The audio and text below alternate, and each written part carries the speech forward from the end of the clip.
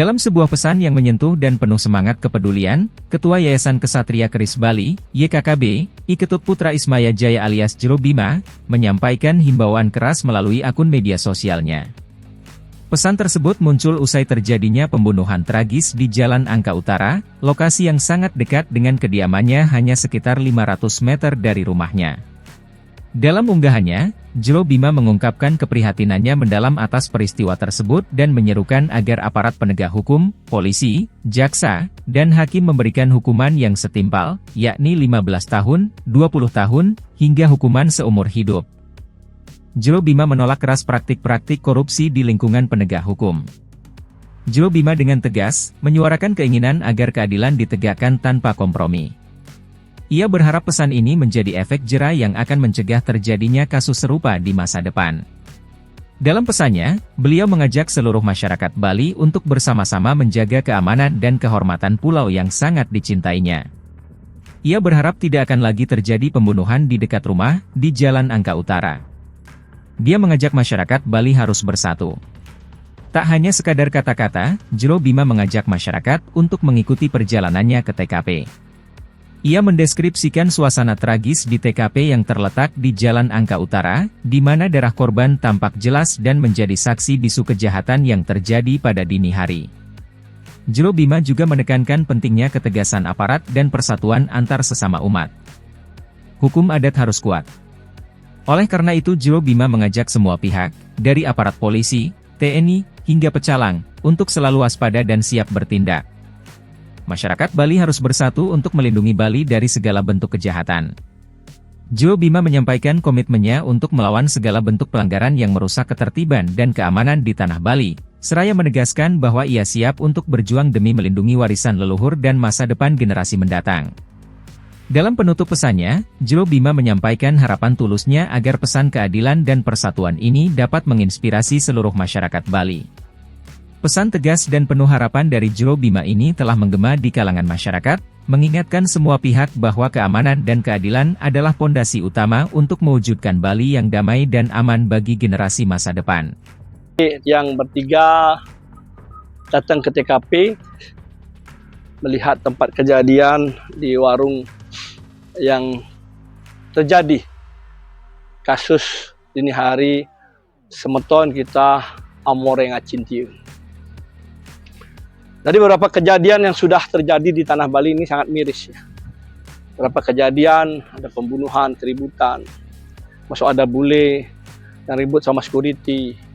Dan tadi pagi jam 2.30 itu ada, kita lihat di rekaman yang beredar viral, ada yang Bali yang kena tusuk hingga sampai meregang nyawa.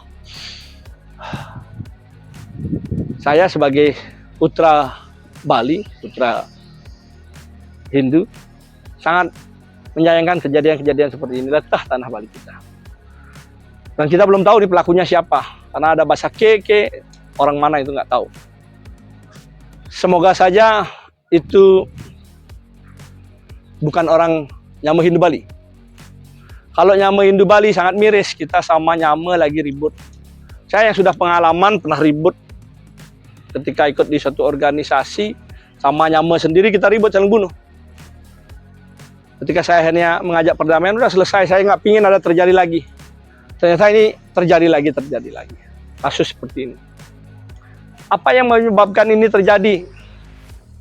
Ketika kita tahu, kita lihat, satu mungkin banyak Nyame Hindu Bali yang adu ego. Kalau Nyame Bali saling ego kita. Kedua, kadang-kadang Nyame Bali tidak saling mau membantu. Tidak saling mau bersatu. Malah ya sudah, yang mati udah biarin mati. Gak ada urusan dengan kita itu. Itu yang terjadi ketika kasus ini. Dan keempat, kenapa terjadi lagi seperti ini ya, karena ketegasan aparat ini diperlukan. Bapak polisi, Bapak Kapolda, saya ingin instruksi beliau tegas. Tidak ada lagi pelaku-pelaku yang berani melakukan tindakan kejahatan di tanah Bali.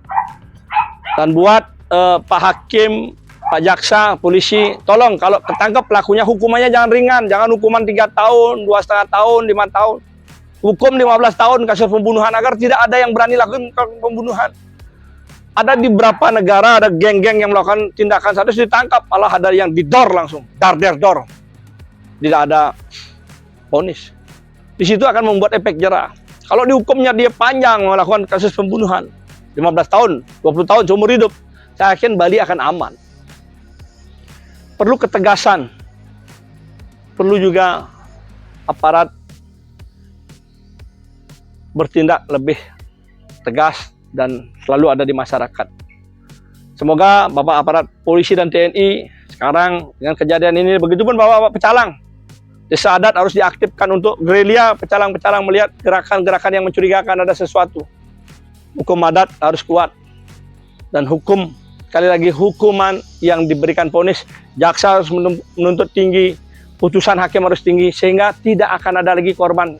Kita nggak tahu, siapa tahu besok kita yang korban. Siapa tahu besok saudara kita yang korban, anak kita yang korban. Sebelum terlambat, mari kita benahi agar tidak ada lagi jatuh korban di tanah Bali yang kita cintai. Dan saya harap nyaman semutuan Bali, mari kita bersatu, jangan ngadu ego.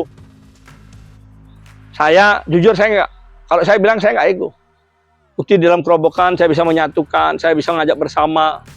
Saya ingin mencari saudara di Hindu Bali saya. Tapi kalau bagi oknum-oknum orang luar yang mau menginjak-injak tanah Bali, saya mau berbuat yang tidak baik tanah Bali, mau jagoan di tanah Bali saya, ayo kita tempur.